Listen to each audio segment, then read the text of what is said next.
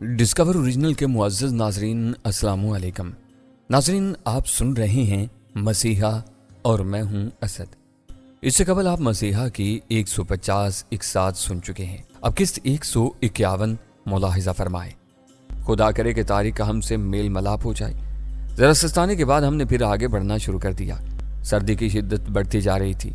अगरचे हमने गर्म कपड़े पहन रखे थे, लेकिन बहरहाल नहर के करीब का इलाका और बर्फीली पहाड़ी जंगलात का सिलसिला, इस पर मुस्तज़ाद प्यादा सफ़र, ये मुश्किलात तो सहना ही थी। इसीलिए कोई सर्दी या तकलीफ की शिकायत तक नोक ज़ुबां पर नहीं ला रहा था कि एक की वजह से दूसरों के हौसले पस्त न हो जाएं। हम धीमी रफ्तार से मगर मोहतात रवि के साथ चलते रहे। यही शुक्र था कि रास्ता ज़्यादा दुश्वार गुजार नहीं था। अब होशियार हो जाओ, मंजिल करीब है। मैंने होले से एक ज़रा रुक कर खबरदार किया। रूमी की दूरबीन मेरे ही पास थी। पिस्तौल भी मैंने अब जैकेट की जेब में रखने की बजाय अपनी जीन्स की पेंट की बेल्ट में उड़स रखा था, ताकि बवक्ते ज़रूरत बिला ताख़ीर निकाल सकूं। दूरबीन के जरिए मैंने अतराफ का जायजा लिया तो यकबारगी मेरा दिल जोर से धड़का। मैं इस वक्त कदरे ऊंचाई पर था और सामने दाएं जानिब नीचे वादी थी। कच्चे और बल खाते रास्ते को हमने छोड़ दिया था। यहाँ आगे नीचे जरा ढलान थी और वहीं मुझे एक फाइबर और कैनवस की बड़ी सी छोलदारी दिखाई देगी, जिसके सामने एक गाड़ी को खड़ा देखकर मैं बुरी तरह चौंके बगैर नहीं रह सका था। ये वही लैंड रोवर थी जिसमें हमने इन तीनों वारदातियों को फरार होते देखा था। एक तरफ ट्रेलर भी खड़ा था। ये ढलवान छत वाला एडवेंचर होम ट्रेलर था। इसकी छत पर जमी हुई बर्फ देखकर अंदाजा होता था कि ये काफी दिनों से उधर ही खड़ा था। रूमी, जरा देखो, ये मामला तो कुछ और ही लग रहा है। हल्की सरगोशी में कहते हुए मैंने दूरबीन रूमी को थमा दी। उसने भी देखा और चौंक कर बोली, ओहो, ये तो इन्हीं वारदातियों की गाड़ी है। क्या यहाँ इन्होंने पनाह ले ली है?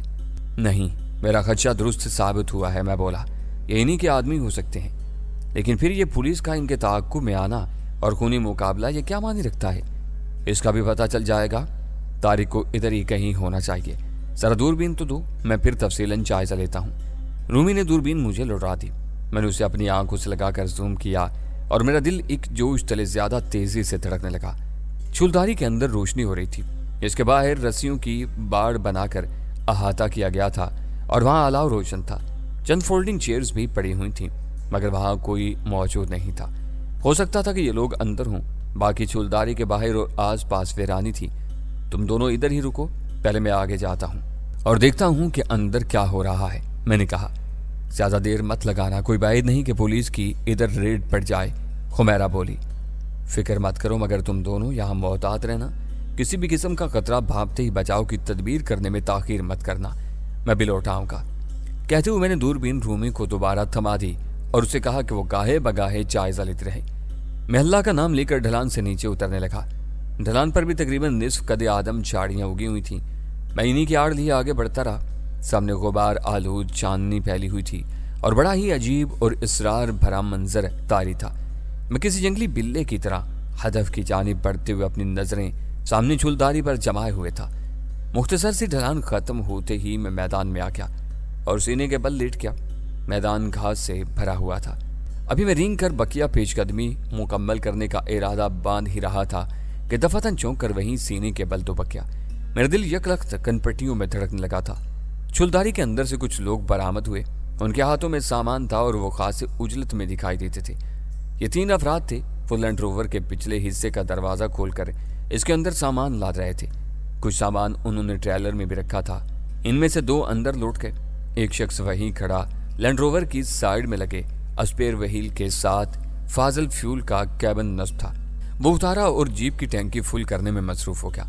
इसी वक्त अंदर से वही 2 अफराद बरामद हुए, मगर तनहा नहीं थे। इनके हमरा रोजी, डॉक्टर रमेश, डेविड और चोडी भी थे।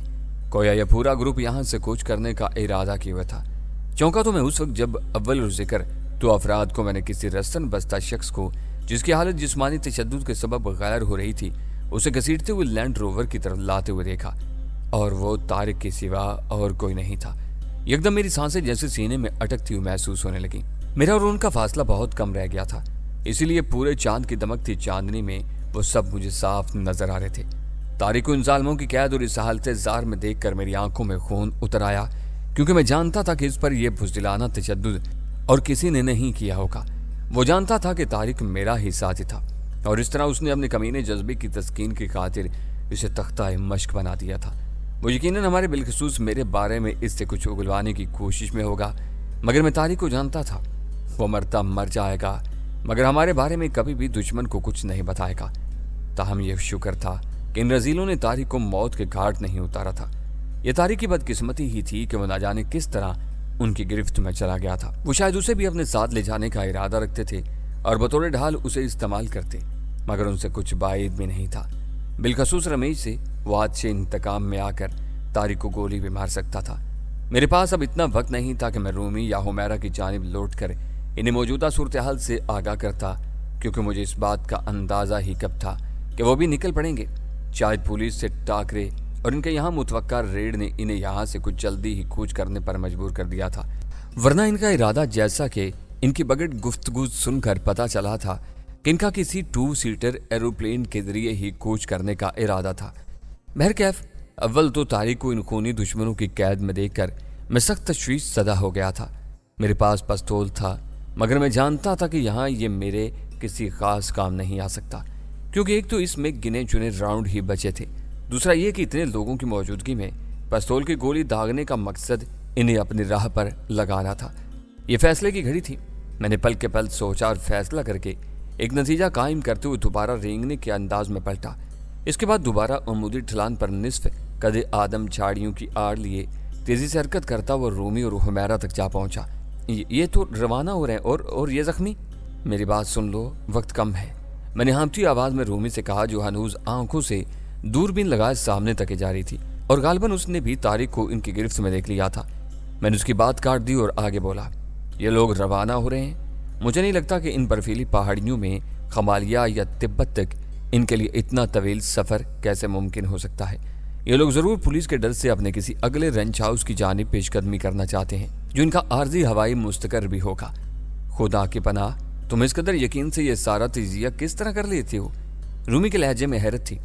इसलिए कि वक्त और हालात की धार को बागौर समझा जाता रहे तो कई ऐसी बातें काबिल कयास हो जाती हैं जिन पर यकीन करने को दिमाग ना सही मगर दिल ज़रूर मानता है। मैंने जवाब में कहा और एक ज़रा तवक्कुफ से आगे बोला, अभी तक मुझे इनकी कुछ और भी स्ट्रेटजी समझ में आ रही है। इनकी ये नकलो हरकत बहुत मानी खेज है, जो मैं आगे चलकर बताऊंगा। हम बातें करते आगे बढ़ते रहे और तब तक हमने देखा वो लोग लैंड रोवर के साथ ट्रेलर को अटैच कर चुके थे और रवाना हो गए। कुछ देर बाद उनके लैंड रोवर के नज़रों से ओझल होते ही हम कुछ सोचकर उनकी खाली चुलदारी की जानी पड़े और सबसे पहले हुमैरा ही ने अंदर कदम रखा तो अचानक उसके मुंह से चीख खारिज होगी, जिसने रूमी और मुझे बुरी तरह चौंका के रख दिया। हम भी तेजी से अंदर को लपके और सामने का खौफनाक मंजर देखते ही हम दोनों भी यकदम सन्नाटे में आ गए। सामने फर्श पर लारा की लाश पड़ी थी।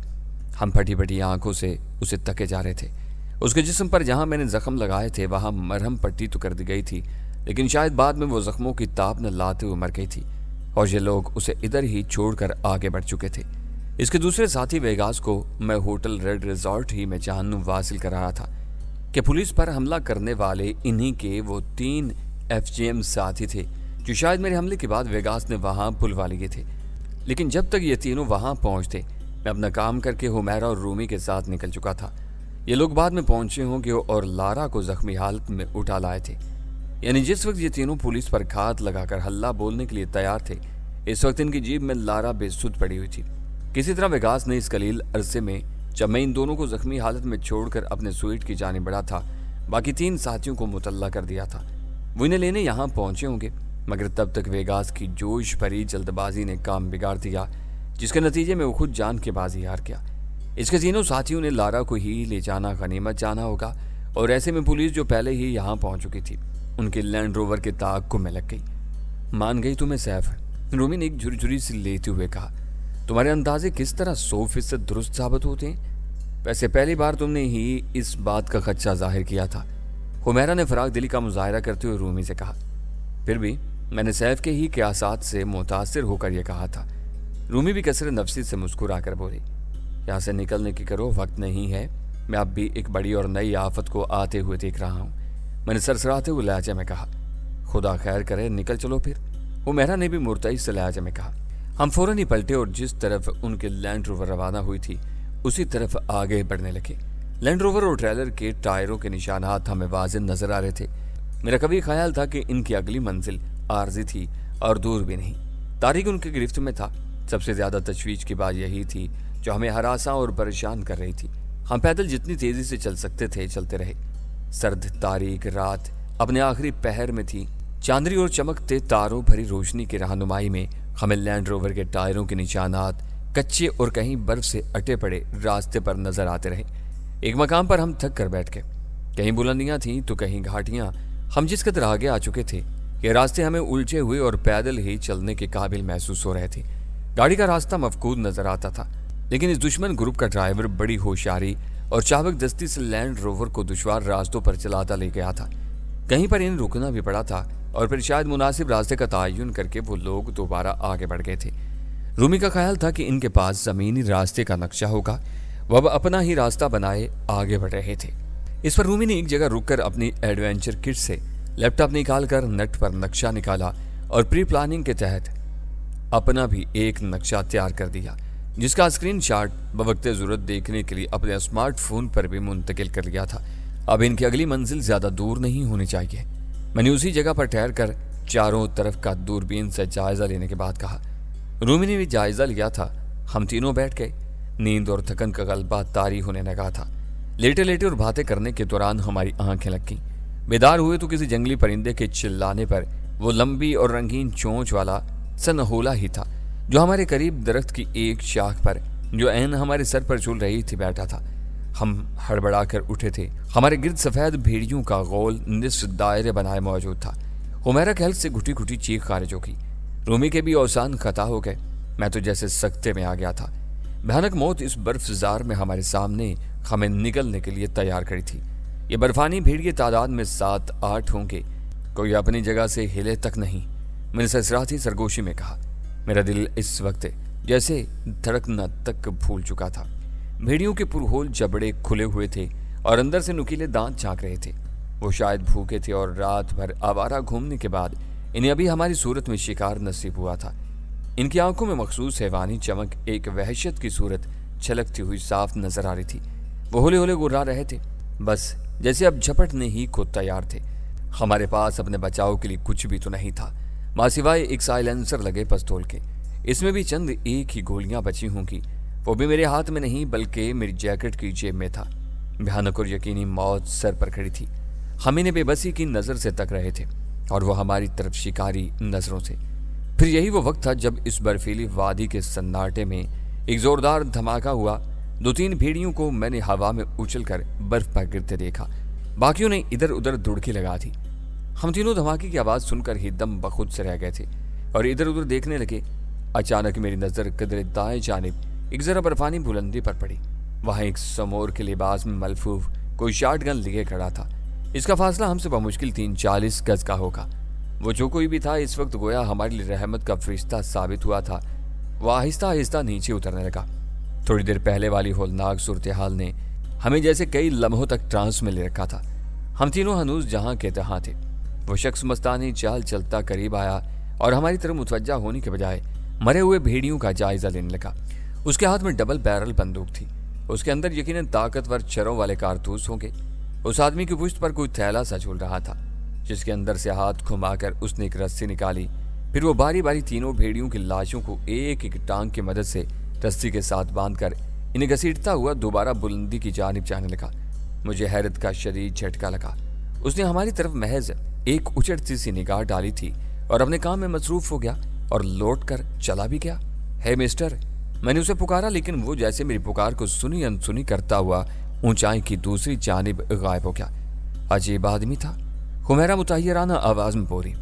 इसे हमसे कुछ तरोकार ही नहीं था। यह बर्फानी भेड़ियों का कोई शिकारी था। रूमी गहरा सांस लेकर बोली। नामाकूल शिकारी, तहजीब से पैदल।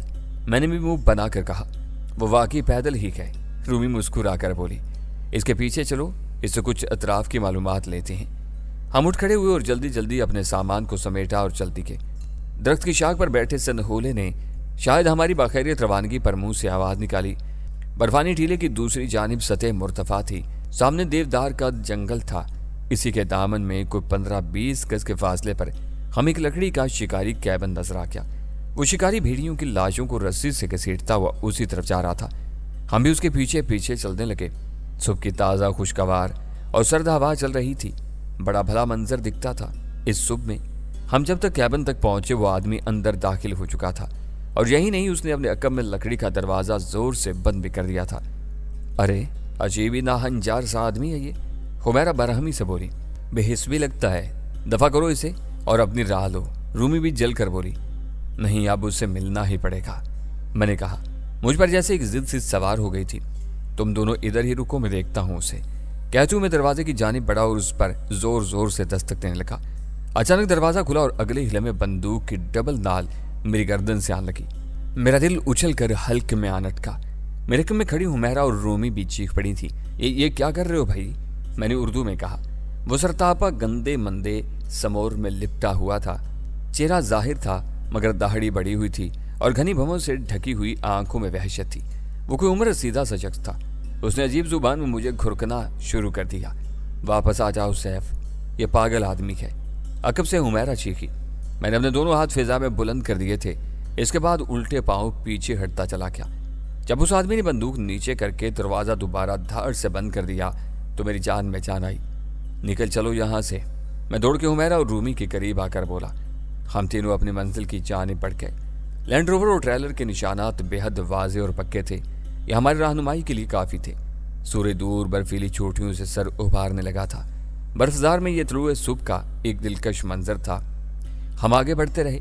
रूमी ने किसी खच्चे के पेशे नजर कहा, तुम्हारे मुताबिक अगर इनका अगला कोई आर्जी ठिकाना या रेंच हाउस कहीं करीब ही मुतवक्का है तो इन्हें अब तक वहां पहुंच जाना चाहिए। मुझसे पहले हुमैरा ने भी इस ज़मन में एक सवाल कर डाला। यह भी तो हो सकता है कि इनका ठिकाना नजदीक ना हो, न जाने फिर हमें मीलों का सफर पैदल ही इस बर्फीले सर्द माहौल में तय करना पड़े, वो भी न जाने कर पाए भी या नहीं। तुम दोनों आखिर उम्मीद का दामन क्यों हाथ से छोड़ देती हो? मैंने चिढ़कर दोनों ही को घुरका। उम्मीद एक रोशनी की किरण होती है और इसी से रोशनी बनती है। हौसला और हिम्मत बढ़ता है जो हमें मंजिल की जानिब महमीज करता रहता है। हमें नसीहत करने की जरूरत नहीं है, रूमी ने मुंह बनाकर कहा। हुमैरा हंसने लगी। खदशात और ऐसे दीगर अनासिर को भी ज़हन में रखना चाहिए ताकि मुतबादिल राह का भी सोचा जा सके। एक लम्हा तवक्कुफ के बाद वो फिर मुझसे मुस्तफसर हुई। फर्ज करो हमारा खदशा दुरुस्त साबित होता है तो फिर हम क्या करेंगे? मुझे तो तारीख की तरफ से तशवीश खाई जा रही है। मुझे भी उसकी फिक्र है, इसलिए तो बिला ताखीर इनके राह पर हो लिया हूं, मैंने कहा। तुम्हारा माइक्रो प्री प्लान काम में लाएंगे। अब तक ये हासिल करदा मालूमात के मुताबिक यहाँ से फ़कत 3 या 4 मील तक बलखाता रास्ता है जिस पर गाड़ी चलाई जा सकती है। इसके बाद वो भी मफकूत हो जाता है। लोग खच्चर या याक पर सफ़र करते हैं। अगर हमसे पहले वहां पहुंचकर किसी एरोप्लेन में निकल गए तब? हुमैरा ने कहा। फिर किस्मत है, मैं चिल्ला कर बोला। और कोई चारा भी तो नहीं हमारे पास सिवाय पैदल चलने के। हुमैरा ने शायद मेरा हौसला बढ़ाना चाहा था। समझने को तो रूमी भी मजबूरी को समझ रही थी, ताहम ये उसकी आदत थी कि वो तस्वीर के मनफी पहलू पर भी निगाह रखती थी। लेकिन इसका फ़ायदा तब होता जब हमारे सामने एक से ज़ायद ऑप्शंस मौजूद होते।